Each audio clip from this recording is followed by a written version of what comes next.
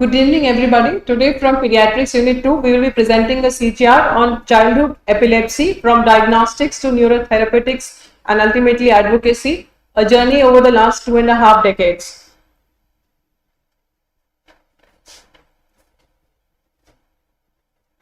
So, epilepsy is defined as anyone having at least two unprovoked seizures occurring at least 24 hours apart, or one unprovoked seizure and a probability of further seizures similar to the general recurrence risk occurring over the next 10 years, or a diagnosis of an epilepsy syndrome.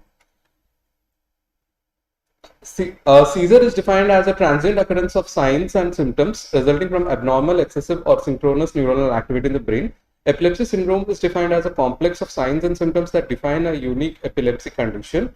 Epileptic encephalopathy is defined as an epileptiform abnormalities themselves that contribute to the progressive disturbance of cerebral function. So, coming to the epidemiology of epilepsy, around 4 to 10% of children experience at least one seizure in the first 16 years of life, and the cumulative lifetime incidence of epilepsy is around 3%.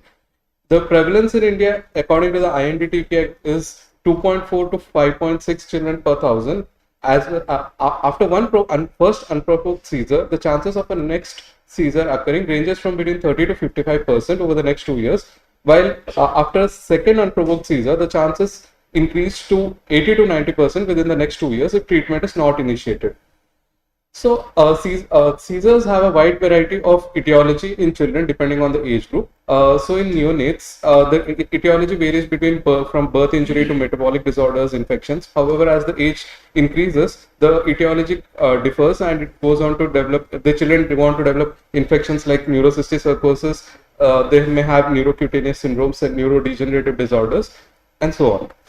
So, when do we initiate anti-seizure medications? So, in GTCS, if a child has 2 or more episodes of GTCS, then we initiate AIIMS. And after first unprovoked seizure, if the child has a high risk of seizure recurrence, or there is a focal seizure, or the child presents status, we initiate anti-seizure medications. So, we usually choose monotherapy initially. However, the 3 important considerations that we have to make are the anti-seizure medication depends on the seizure semiology, the age of the patient, the finances, and the coexisting medical or neurological problems, and the drug, that is the adverse effect profile. So we have various types of drugs which are used as the first choice and second choice. And then the most important aspect of epilepsy comes to the counseling of parents. That is, we have to explain the parents regarding the recurrence risk, the risk versus benefits of antiepileptic drug initiation, the abortive therapies, that is the intranasal midazolam, and regarding injury prevention, the school consideration, and recreational activity. So then coming to the drug-resistant epilepsy, it's failure to achieve sustained seizure freedom by 2 anti-epileptic drugs that are appropriately chosen, well tolerated, and given in adequate doses, either as monotherapy or in combination. So there are other management options in drug-refractory epilepsy, that is like epilepsy surgery and various forms of dietary therapy like ketogenic diet, modified Atkins diet, and low glycemic index diet. Then another important aspect of epilepsy is the status epilepticus. A child who is brought seizuring to emergency department from an extramural setting or lasting more than 5 minutes or consecutive seizures without any gain of consciousness is considered to be a status epilepticus. And if it doesn't get controlled by giving IV benzodiazepine or one anti-epileptic drug, then it is refractory status epilepticus.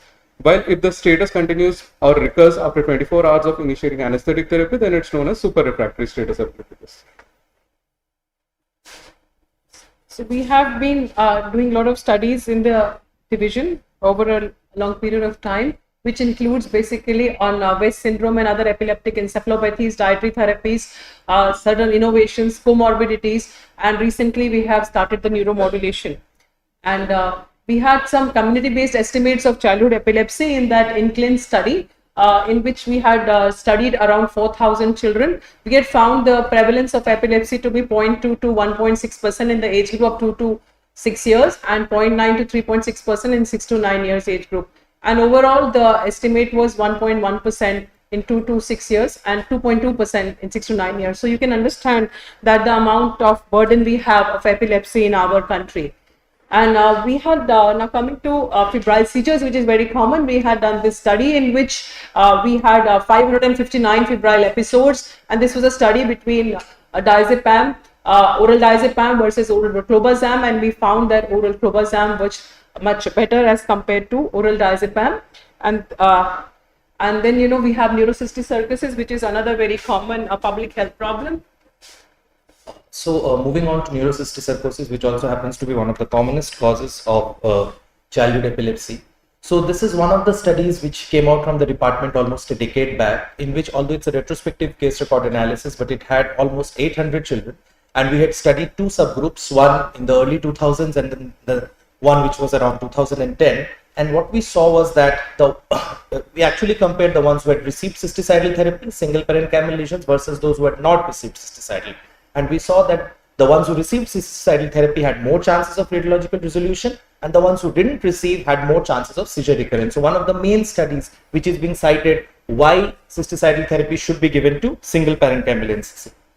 Now, these are the studies that started after that. So the first one was a 7-day versus 28 days albendazole RCT in parenchymal NCC up to 5 lesions. And what we saw was, at that point of time, there was this contention whether 28 days or 7 days. This study contributed to the fact that 7 days is non-inferior and as good as 28 days. And currently the world follows 7 days for single parenchymal NCC. This was followed by a study in which we looked at incident breakthrough seizures. We picked up treatment naive NCC cases, single parenchymal. We went prospectively through them, looked at inflammatory biomarkers both in blood and on MRI, and we also looked at breakthrough seizures. And what we found was, after initial 6 months, the chances of breakthrough seizures come down significantly, and also inflammation is the underlying cause for both calcification as well as epileptogenesis. Based on these two findings, we went ahead and we recently completed this RCT where we looked at 5 days versus 14 days of steroids in children with parenchymal NCC up to 5 lesions. And what we saw, the ones who received slightly longer duration had significantly less calcification compared to ones which had received only for 5 days. Less calcification means lesser duration of anti-seizure medications and lesser chances of seizures. The last one is an ongoing study in which we have identified a low risk group, and beyond 6 months in that low risk group, we are trying to see whether we can taper anti-seizure medications earlier than what is currently followed.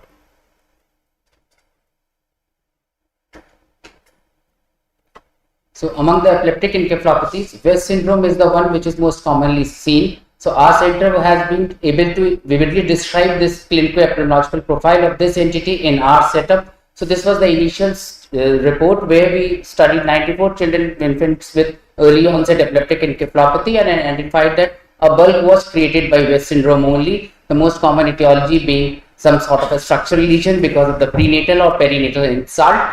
And we realized that a lot of children will have come with psychomotor retardation at the beginning of spasms itself.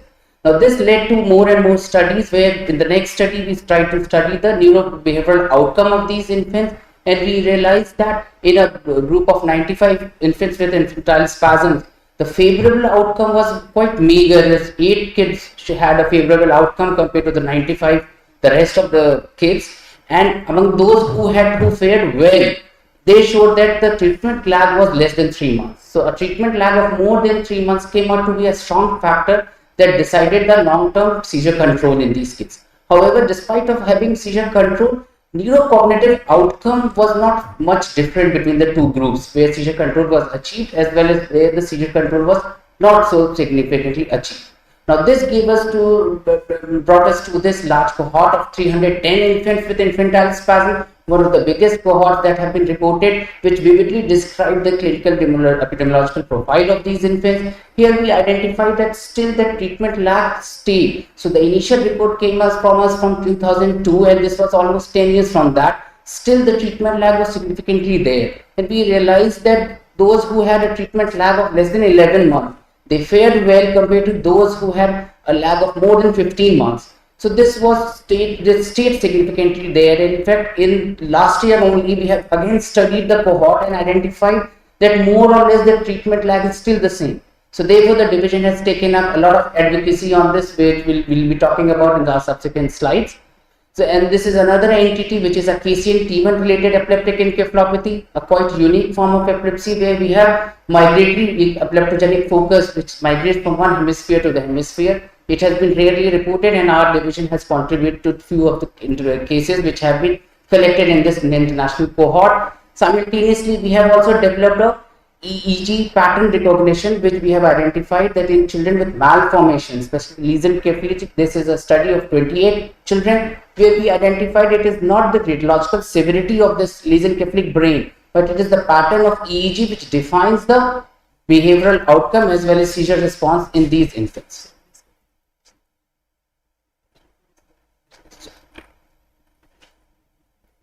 Okay.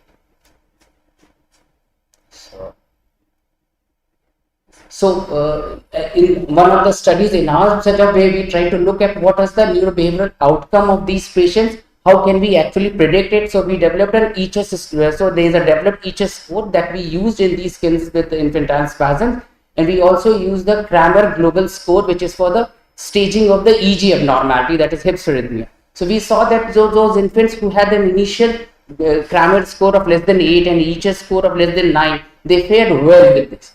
Though this was a small study, so we needed more and more studies to actually validate this finding that we have identified. So then,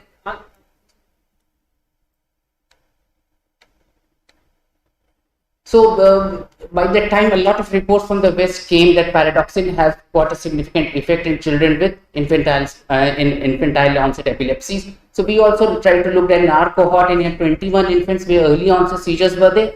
We identified that the prevalence of paradoxic responsiveness was not so significant. So only 2 out of the 21 kids actually showed a response to paradoxin. So similar as I already talked that we had discussed this lesion-Kifli infants where the EEG was a better predictor of long-term outcome compared to the MRI. So subsequently we realized that over the number of studies that we had, we identified that the neurocognitive outcome and seizure control were not going hand in hand. So we tried to look into the underlying neural structural underpinnings in these children with West syndrome. We use multimodal evaluation with scalp EEG, functional resting state, functional MRI, quantitative EEGs and some other serum biomarkers, and try to establish that what goes different between the group which shows a response vis-a-vis those who do not show a response. So we saw that we identified certain parameters on resting state fMRI where there was increased functional connectivity was observed. And then on quantitative EEGs, there were interhemispheric synchronization what was happening, which actually was different from the group which was showing a response compared to those which didn't show a response. Along with this West syndrome, there are other groups which are also immune responsive. So that another group is known as encephalopathy with electrical status in sleep syndrome. West syndrome is seen in initial years of life, that is 6 months to 3 years. ESS develops from 3 years to 12 years of age. So this is another disorder where we have a lot of studies that we have identified to study the underlying neurophysiological state which has led to this unique epilepsy syndrome where we have a lot of sleep potentiated epileptic activities. Genetics have come up a long way, so we are trying to study the genetic basis of epileptic encephalopathies which are coming to us, which is a study which is based from our center, funded from the Center of Excellence that we are running currently. Now, moving on to status epilepticus, this happens to be one of the commonest, not just neurological, but overall pediatric emergencies. So this division started working on status long back. So early 2000s, one of the earliest studies in which a lot of neurointensive cases were retrospectively reviewed and one could see, identify the status epilepticus cases, and then the prolonged duration of status and presence of septic shock were seen to be associated with significantly more mortality. And as you can see that a significant proportion of seizure disorder can actually present as status as the first presentation. Then 2 studies, particularly from this center, has contributed significantly to the development of pre-hospital management protocols across the world. One of them in early 2005-06 had shown that intranasal midazolam and rectal diazepam were controlled in acute childhood seizure. And if you can see here that so the doctor to drug time and the drug to seizure cessation time was significantly lesser in intranasal midazolam compared to rectal diazepam. So these were one of the studies which started bringing these modalities as pre-hospital management of seizures. This was followed by another study in which intranasal versus intravenous lorazepam was seen for control of acute seizures. It was a randomized open label study. And if one sees again things like clinical seizure remission within 10 minutes and persistence of seizure activity for 1 hour, one could see that it was statistically the difference between intravenous and intranasal lorazepam was statistically not significant. So again, intranasal lorazepam, intranasal midazolam, 2 entities which are currently used in pre-hospital management, one of the earliest studies that took place here from the world. Okay. Now, this was another study which in which we talked about high-dose phenobarbital coma. So when we are talking about refractory and super refractory status epilepticus, that is when this entity comes into play. So phenobarbital is a more readily available drug, more easily manageable, more easily monitored. So in this particular study, we actually reviewed all our children, and what we saw was that about 108 children presented in status, 34 developed refractory status, 21 responded to midazolam rest, 13 we gave phenobarbital coma. We developed our own protocol for phenobarbital coma. We developed our own markers in the EEG, and then how we, labeled as the target, and then how we gradually taper it off. We also had monitoring parameters which could be used. The logic was that phenobarbital has a longer half-life and is more potent than pentobarbital or thiopentone, which is more commonly used. And in addition, the longer half-life of phenobarbital could actually help in easier transition to oral therapy without much relapses. This was followed by this study in which we developed the first outcome prediction score in pediatric status epilepticus, the first novel outcome prediction score. Prior to that, most of the outcome prediction scores were actually based on adult studies. So here what we saw was both for in-hospital outcome as well as for so both for in-hospital outcomes, that is mortality, and then at 3 months the area under curve for ROC was significantly high for all the three. So this was based on simple parameters like premorbid development, background EEG, drug refractoriness, semiology, and critical sickness. As an offshoot of these, we are currently doing this funded study where we are trying to develop models based on biomarker signature and clinical electroencephalographic parameters, the same parameters that were used to develop PEDSS score. And in this we've also tried to incorporate machine learning, and this is a study which is currently being done in collaboration with IIIT New Delhi. And this is another study in febrile infection-related epilepsy syndrome, most of which starts as status, and it is again an AIIMS and UCL collaboration study.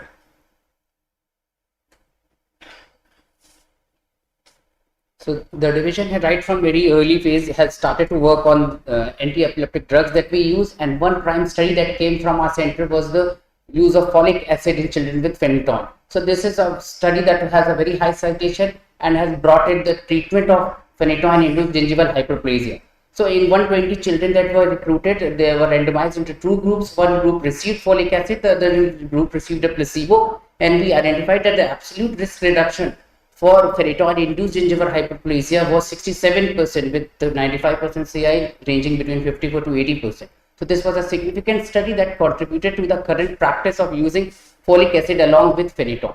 So after that, we realized that most of these primary anti-seizure drugs had a lot of side effects. So we had repeated studies that were addressed almost all side effects that we actually routinely encounter with valproate. We studied the blood ammonia levels. We have studied levels of thyroid enzymes in children with receiving valproate, and one important study where we actually did an ultrasound and looked at the carotid intimal thickening to see that which these childs have predisposition to later on develop atherosclerosis in children who are receiving carbamazepine or phenytoin monotherapy.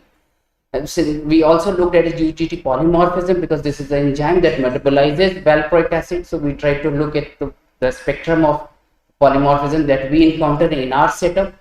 Subsequently, we have, based on all these, we have still going on with certain studies. One study that we have concluded is on the hemostatic abnormality that occurs in epileptic children who are on valproate monotherapy. We have looked at vitamin D levels and bone mineral density in children who are newly diagnosed with epilepsy and receiving valproate therapy. And then we are trying to establish the association between serum anti-seizure drugs and behavioral cognition in well-controlled epileptic cohort. Now, moving on to comorbidities with epilepsy. So we all are aware of the various comorbidities. Now, this particular study is one of the first from actually this part of the world where we have tried to see what is the sleep abnormality and polysomnographic profile in various cohorts, that is well-controlled epilepsy, drug refractory epilepsy, and typically developing children. So what was significant was that if you look at the score that was used, the drug refractory group had significantly more impaired sleep features than well-controlled and typically developing. Similarly, overnight PSG factors like sleep efficiency, REM sleep duration on PSG were significantly reduced in DRE. Now, REM is associated with cognition. Sleep efficiency, of course, would affect daytime functioning, seizure frequency. And then there were other parameters as well, which in the pathological domain were seen more in drug refractory epilepsy rather than when controlled and typically developing. This is one of the first of its kind that had happened from this part of the world using polysomnography as well as sleep questionnaire. Apart from that, we had also tried to look at behavioral comorbidity, because many times it is overlooked. One is just focused on seizure control. So it was found that up to 45 to 50% children with epilepsy may have behavioral comorbidity. This from the same cohort, we specifically studied ADHD separately, and it was seen that children who have better seizure control but they still have behavioral issues, lot of them have behavioral issues and cognitive impairment secondary to underlying ADHD, and it should be always addressed. Then again in this group of epilepsy, particularly drug refractory, one has these episodes of SUDEP, sudden unexplained death. So autonomic instability in the form of heart rate variability was studied in these children, and it was a cross-sectional study where it was compared with controls. And then again, we had tried to see serum trace elements, again in well-controlled group, drug refractory group, and controls, and where we have seen that trace elements which are involved in antioxidant defense mechanism are significantly low, implying that they may be, overused in drug refractory epilepsy, and a vicious cycle sets in because of that. So,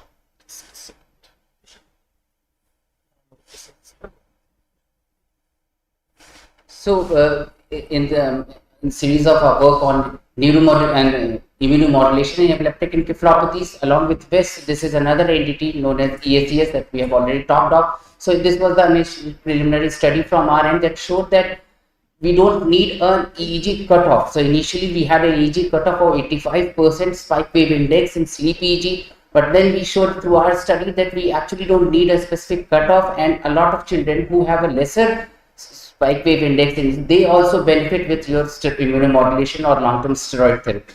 So from this we have an offshoot of certain other studies that we have been going on, and one of them is that we are using this DTI in fMRI and quantitative EEG correlates. So this particular study at the top, where we are trying to see DTI, fMRI and quantitative EEG correlates. Basically, in well-controlled epilepsy, what happens that although their seizure gets controlled, they still have behavioral issues, they still have cognitive impairment. So in this particular study, we tried to see the biological underpinnings through white matter microstructure, functional MRI pathways, and central brain rhythms through quantitative EEG, and tried to see whether we can look into some pathophysiology which can help in determining rehabilitation. Then currently we are about to start a study. We have, we have already got ethical approval, where we are trying to see in the same population how the sleep architecture correlates with cognition, behavior, and executive function in the same group. Their epilepsy is well controlled and they don't have any abnormality on MRI. Epilepsy has comorbidities. In many disorders, epilepsy itself may be comorbidity. So this is one such entity in autism. So what was seen that children with and without epilepsy were compared, and children with autism and epilepsy had impairment in quantitative EEG based tasks, which could act as a marker of symptom severity in children who has ASD and epilepsy both together.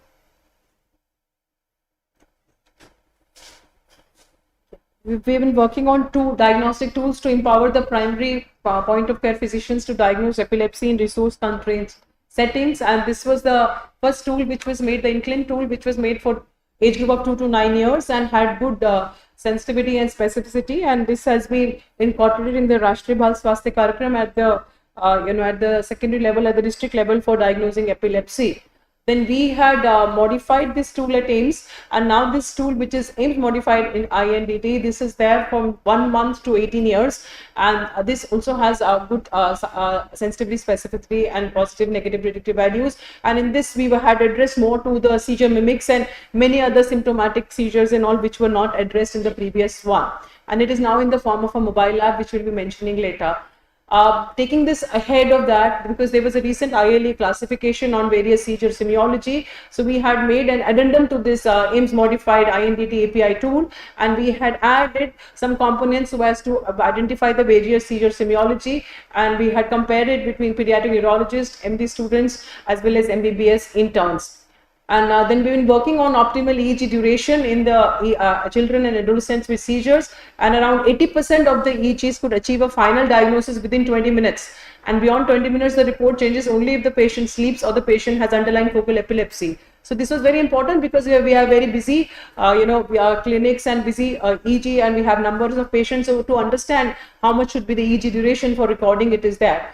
And then we are currently undergoing the studies undergoing between melatonin and triclophos to see for the for inducing sleep EEG. And another thing, we are collaborating with Indira Gandhi Technological Institute for Delhi for women and trying to have epileptic seizure detection using machine learning algorithms. And coming to proximal psychogenic non-epileptic events, which are very, very important to differentiate.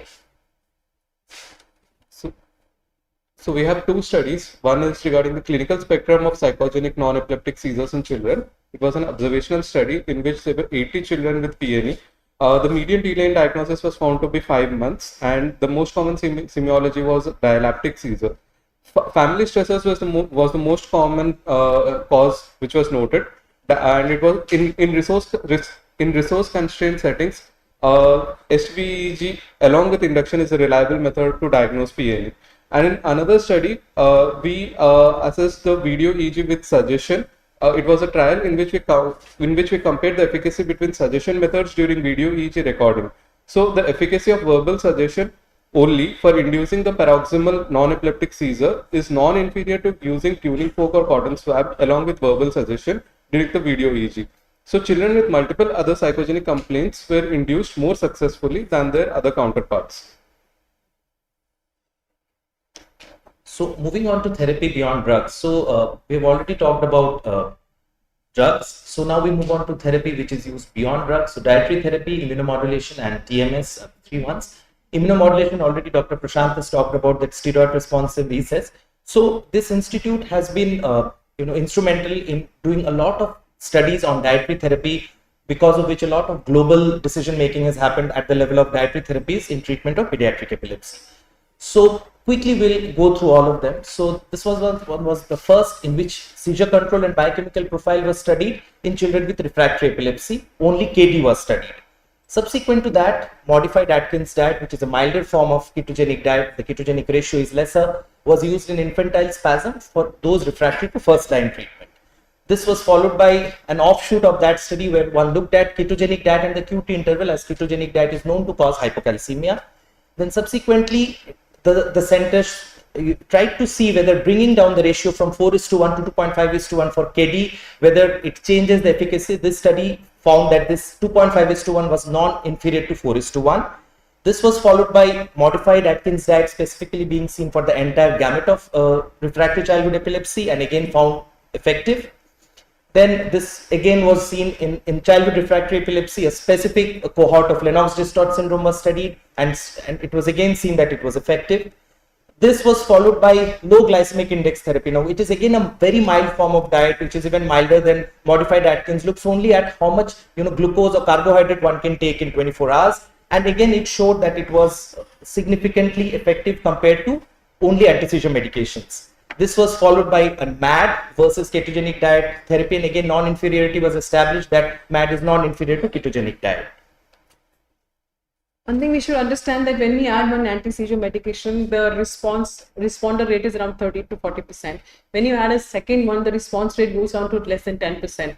When you add a third anti-seizure medication, the response rate goes down further down. And when we are seeing all these dietary therapies, the efficacy has been more than 50% seizure reduction has been seen in 50 to 70% of these patients. So I think dietary therapy is a promise. So when we reached this stage and we decided to have a first head-on RCT between the 3 limbs, the ketogenic diet, and as Vishnu had pointed out that we had started with the classical ketogenic diet, and then we had gone to the seen that the 2.5:1 is non-inferior. And why are we going to the less restrictive options? We're going to less restrictive options to improve the compliance in these patients.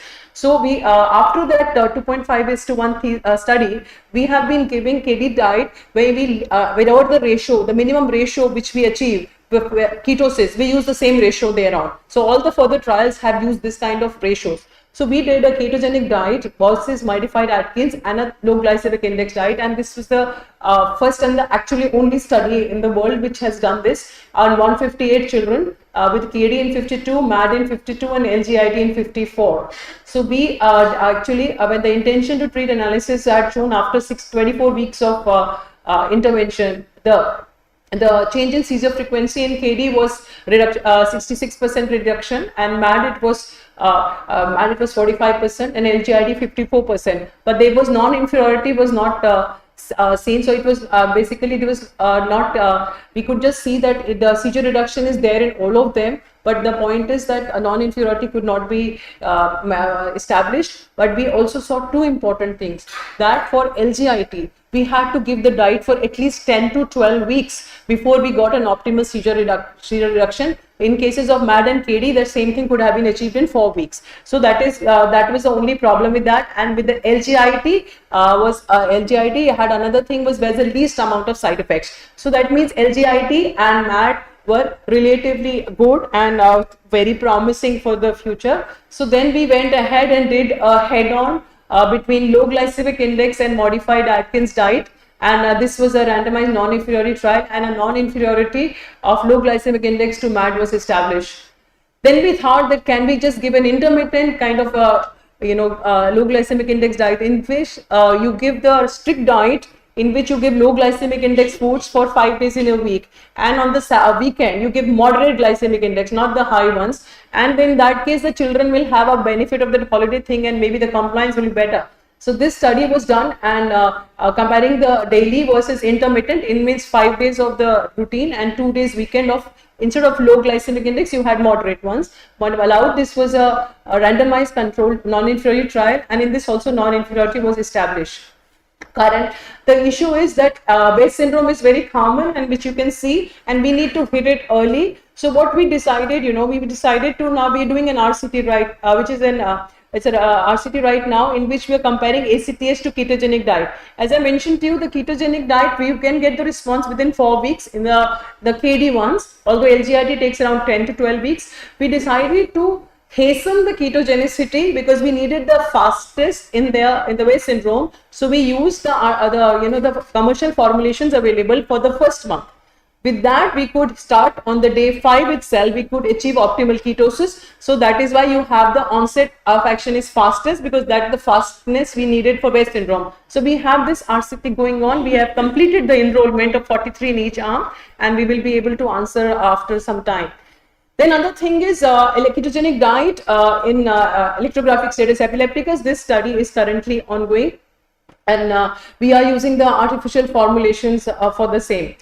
Then there are another studies coming on. Basically now the ketogenic, it is not only because of the high fat, it is also, it's a combination between high fat, between the low carbohydrates, and also because the medium chain triglycerides. So and they are also talking about a gut brain axis, so whether probiotics are going to be involved and all in that, it is very important. And the LGIT is also the mechanism of action has been there of the prolonged reduction in sugars in the blood glucose levels, not only the rapidity, but it is the prolonged which is going to be there. So whether we can replace the LGIT by having metformin or any other anti-diabetic agents. So this is a drug, we have this ethics approval, we have to just start it. We are doing in 3 centers, AIIMS New Delhi, AIIMS Jodhpur and AIIMS. And the other project is we are trying to go whether we can, all these modifications can then be packaged into a KD pill. So this is being done, and we have just got an approval between AFMC and AIIMS New Delhi. So we'll be doing this, and we'll be understanding. And we have another center in Pune which is going to be doing all our metabolomics. And so basically when we started from 2006, so we have come here thus far. Now we are come to basically also doing diet in other conditions. We are doing GF-CSF diet in autism spectrum disorder. We are doing teleconsultation of dietary therapies, and now this metformin and all I have told you, and further we will be going on into the probiotics part. And now comes the neuromodulation, which has come up very big way. So after starting the division as a strong workforce in dietary therapy in epileptic encephalopathies, we have ventured into another alternative methods of treating these cases with non-invasive neuromodulation, and we use transcranial magnetic stimulation. So just briefly with this equipment, so this is uses the Faraday's principles of electromagnetic induction, where using the coil, if we create a pass a current in these coils, then it creates a magnetic field which gets into the brain without getting interfered with the scalp and the edema or the fluids around it, and reaches a particular part of the brain which is generally 2 to 3 centimeters below that. So it can hit till the site and where eddy currents can be created. Now, depending upon the frequency with which you create this, you can either have a stimulatory effect or you can have an inhibitory effect.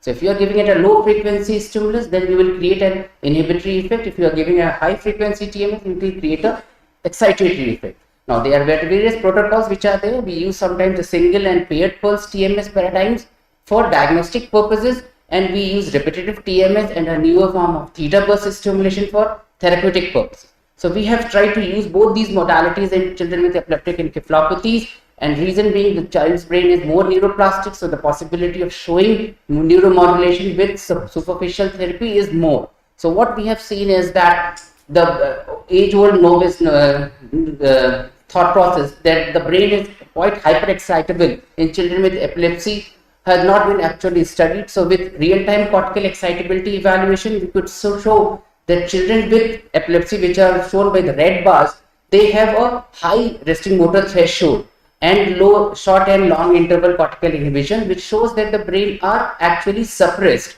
to begin with. These are compared with age matched controls, which are shown in the green bars. So once we give therapy, and this is a group which is again electrical status epilepticus in sleep, so we can see that sequentially the higher RMTs, that the suppressed brain or the suppressed motor cortex actually got disinhibited and was reaching the normal value after 16 weeks of therapy. So by this way, we can actually study the real-time cortical excitability of the motor cortex without actually doing any harm to the kid. And this appears to be a better prognostic marker compared to EEGs as well. Secondly, we have also studied the therapeutic efficacy of rTMS in children with drug refractory focal epilepsies. So we did a randomized control trial where we had a sham control arm and a active intervention arm. The standard anti-seizure drugs were going on, so the sample size was 50 with 25 in each arm. So here what we see that the 50% responder rate was significantly high. It was 76% of the children receiving active arm actually showed more than 50% seizure response at 8 weeks of therapy, compared to just 12.5% in the ones who were receiving sham arm, and almost 28% had more than 90% seizure control. But yes, this was a short-term study. So the study, along with that, if we go through the median weekly seizures, then we can see that after the first week of TMS, the seizure frequency actually came down very rapidly, and then there was a gradual decline which was there up to week 7, and then the effect was sustained till we actually evaluated the primary endpoint.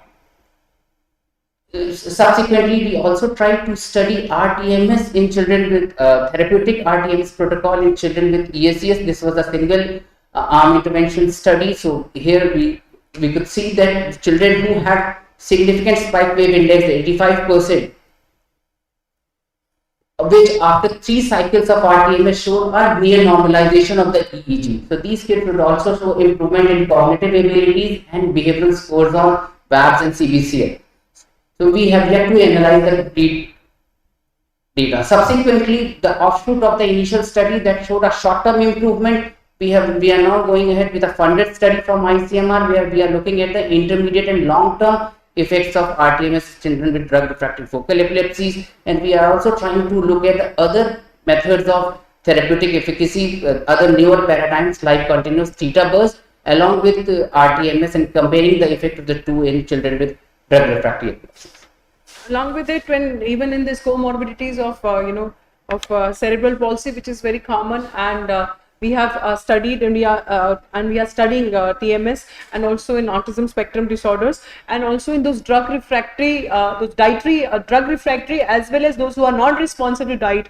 We are planning to do TMS in those situations, and basically we're trying to the main issue was many of these children are there for on follow for long. So whether we can have a face-to-face consultation be avoided and do a teleconsultation. What is my problem? If I do a telephonic consultation, I should not be missing a critical clinical event. So this was the first study in which we had tried to see in neurocystic circus patient after post-albendazole therapy, and we saw that post-albendazole therapy, when we had seen, and we saw that whatever the potential events we had seen, we saw that we had not missed any critical clinical events.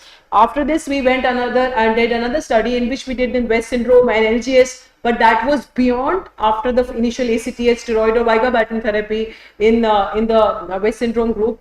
And in that also we found that we are not missing critical clinical events. But mind you, these two studies, the telephonic calls were made by DM pediatric neurology residents. So we went ahead and did the next study in which we had DM pediatric neurology residents as well as nurses, telehelpline, the nurses, pediatric neurology nurses, to call these patients, and the sequence was random. And then we found that even the nursing call, a telephone call by the nurses is good. And because of this, we started the telehelpline in 2018 April. And currently following up KD also on a teleconsultation basis. And then we have a website in which we have, we also have this app in which epilepsy tool is merged with autism, ADHD, and neuromotor impairment. Neuromotor impairment addresses CP, neuromuscular disorders, and any post-meningitic or post-stroke sequelae. Is freely available on Google and iOS platform. And we have the various learning modules and which are there, and we have parent resource material for all kinds of, neurocystic circus febrile seizures, or epilepsy as such. And we have a seizure diary. We have for dietary therapies of epilepsies. You have monitoring booklets for dietary therapies on epilepsies with various diets. We have a seizure card, and you have the recovery position on the back side of the seizure card. And they have videos for in Hindi as well as English for domiciliary management of seizures, because we feel, that the most important thing is a domiciliary management of seizure has to be there, and the parents are advised to keep the nasal spray in their bag as well. And we have been helping in development of epilepsy guidelines for Indian Academy of Pediatrics from 2009 onwards. Then we had revised it last year. This is available in QR code also in 2022 September. And we helped as an expert. All three of us have helped in national guidelines for various aspects of various epilepsies. We developed this neuropharmacopoeia for.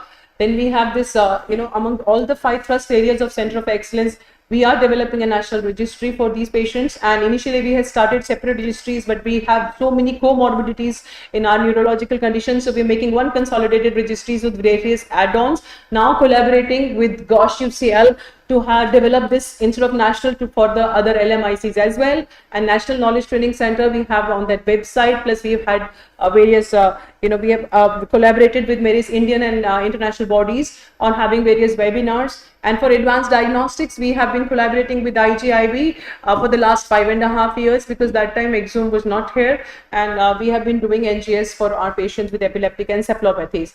And for advanced therapeutics, we have been working on KD in status epilepticus. And obviously the child neurology telehelpline has 2 components. Helpline, anybody call from Pan India. Teleconsultation is our patients who are follow-up. So many of our stable patients in follow-up are given the option for having a further telephonic consultation for many conditions, including well-controlled epilepsies. We've been working with Indian Epilepsy Society and had the international webinar series for Masters in Epileptology. Having with International Child Neurology Teaching Network, and getting the, having precision medicine and epilepsy and many things working along with them. In addition, that is for pediatric neurologists, but we're working with Indian Academy of Pediatrics for working at the base of the pyramid. So we have organized, our division had organized a series of webinars for these, for all the pediatricians. And then, we have had over 16,000 views, and we have all of them in QR code are there, all the webinars, and we have the handout, which is also in the QR code. We have collaboration with so many departments in our institute and all the divisions in pediatrics, radio diagnosis, neuropathology, NMR, PMR, adult neurology, nuclear medicine, pharmacology. And sir will remember, sir, when you wrote that SPECT paper long back, we had done the interictal SPECT in 64 patients for seizure localization, and it was so much of an effort in that area. So that also was, we had done ictal SPECT and in 64 patients that time, and published in Journal of Child Neurology that time. Extramurally, we have collaborating with IIT, IIIT, FMC and other AIIMS and IGTI, and with GOSH UCL, ICNA and various other SAR countries, with Association Academy of Pediatric Neurology, AOCN and ICNTN. We have developed SARC networks for dietary therapies and epilepsies, which includes professionals as well, including doctors as well as nutritionists, and also we are also talking about the FIRES and international network. We're part of the core KDT network of the UK for dietary therapies and following up. So this was a telehelpline and teleconsultation, which started much before the COVID came up. It started on 13th April 2018, and we have been providing services to many of them. So epilepsy did not stop these people from making it big. We do know of Jaunty Rhodes, we know of Landerpeace. They ended up having neurocystic circuses, so that's why we're running a neurocystic circus clinic separately because so many of them is there. I think basically one has to not be let down by the problems and challenges we face in life. And we're very grateful to all the parents and the children who have given us the opportunity to do all these studies, and obviously all our seniors and our DM residents and between 3 of our faculty colleagues are grateful to everyone, and together we can make a lot of difference. So I think we have made difference from the primary health center to the apical center in the last 25 years on this platform of AIIMS New Delhi. We are privileged to be part of it. Thank you so much.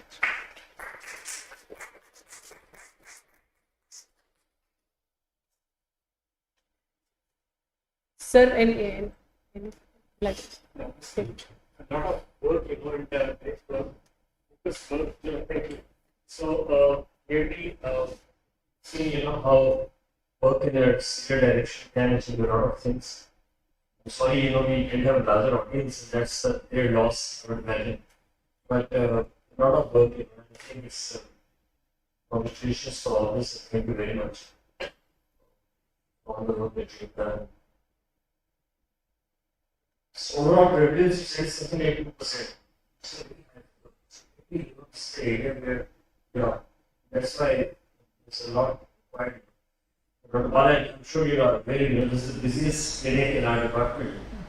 Tuesdays and Fridays, they are the busiest clinic and medical medicine from your side.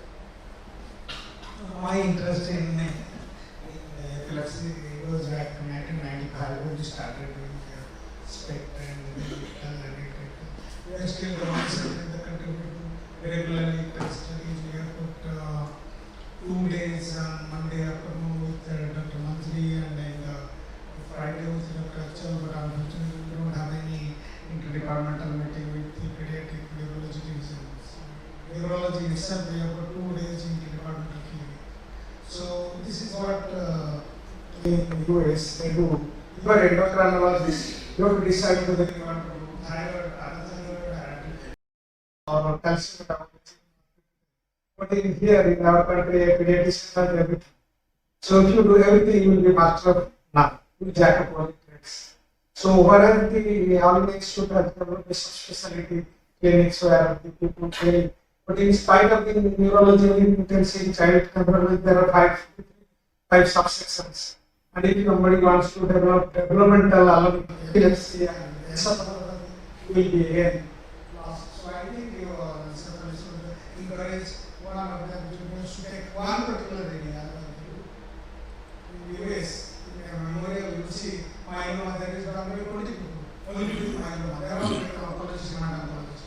They do myeloma 20 people. So the rest of the life do only myeloma.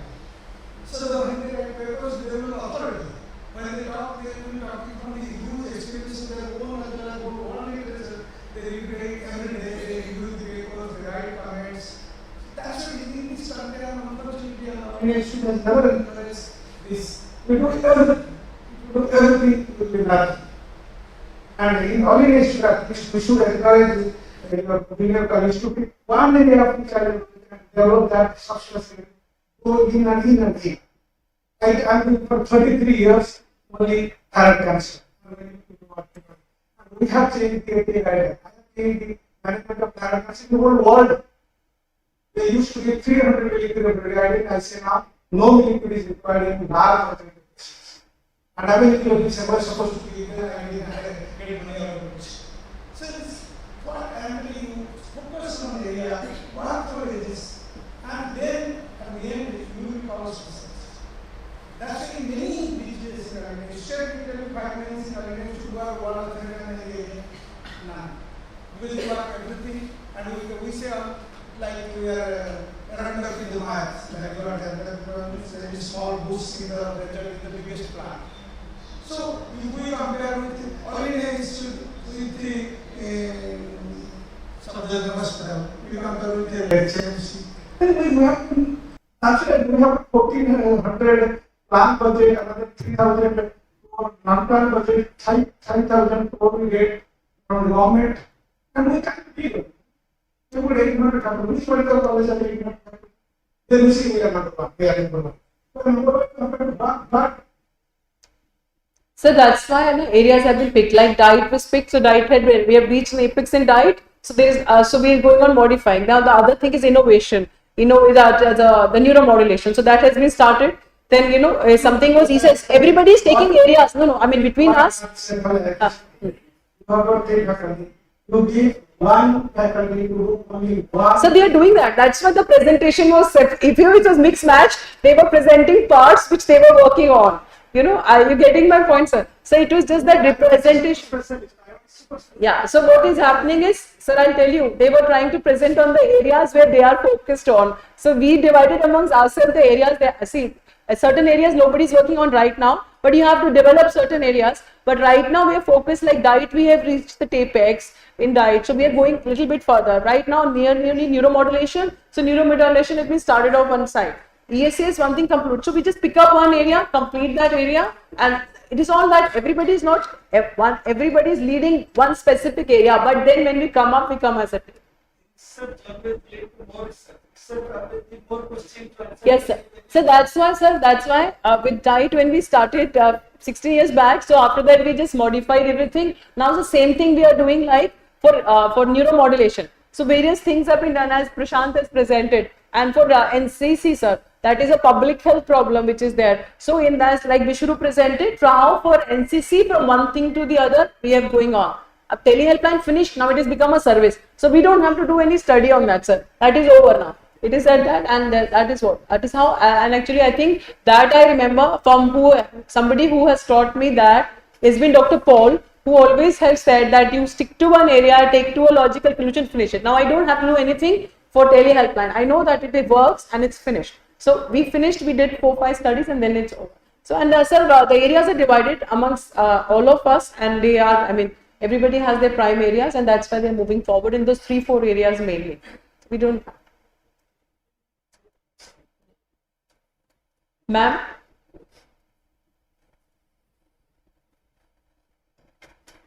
Thank you very much. It was an excellent presentation, and a lot of work has gone on. And I think for the residents, it is important to see that from the clinical care only, so much of research has gone in. Right? These are all the patients who are coming to us in the clinic, and those are actually our asset. It's the busiest clinic, and but then from that, take out research, and which ultimately helps the patients. So, very comprehensive, excellent. Congratulations to the whole. Thank you. Any comments or any questions? So should we end?